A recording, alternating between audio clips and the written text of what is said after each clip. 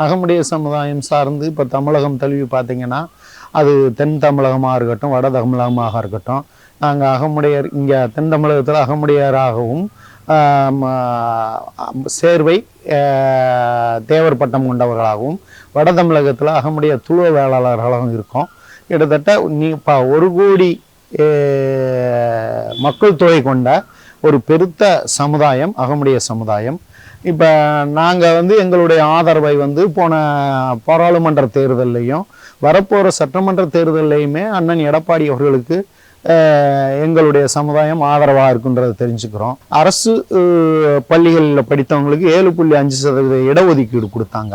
அந்த இடஒதுக்கீடு பார்த்தீங்கன்னா மிகவும் கஷ்டப்படக்கூடிய சூழலில் இருக்க மாணவ மாணவியர்கள் மருத்துவத்திலையும் அதிகப்படியாக மருத்துவத்துறையிலையும் மருத்துவராகக்கூடிய ஒரு சந்தர்ப்பத்தை உருவாக்கி கொடுத்தாங்க. அதே மாதிரி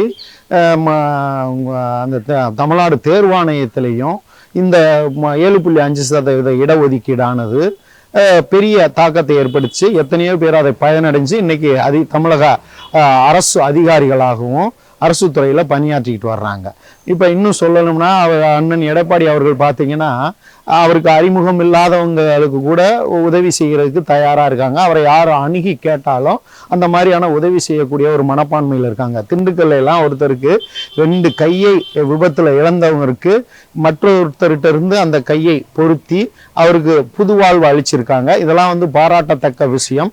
இப்போ எங்களை மாதிரி ஆளுங்கெல்லாம் இதெல்லாம் போய் இப்போ உதயநிதி ஸ்டாலின்ட்டையோ இல்லை முதல்வர்கள்ட்டையோ போய் சொன்னால் இதுக்கெல்லாம் இந்த மாதிரி விஷயங்களுக்கெல்லாம் அவங்க உதவி செய்யக்கூடிய மனநிலையில் இல்லை.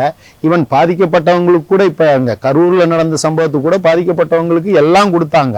இவங்க தொகுப்புல இருந்து இது வரைக்கும் கொடுத்ததில்ல. தூத்துக்குடியில் வெள்ளம் வந்தப்போ கூட உதயநிதி ஸ்டாலின் முதலமைச்சர் நிதிக்கு நிதி திரட்டினாரே ஒழிய முரசொலி அறக்கட்டளையிலிருந்து ₹1 கூட கொடுக்கல. இதெல்லாம் பரிதாபத்துக்குரிய விஷயம். ஏன்னா மற்ற சின்ன சின்ன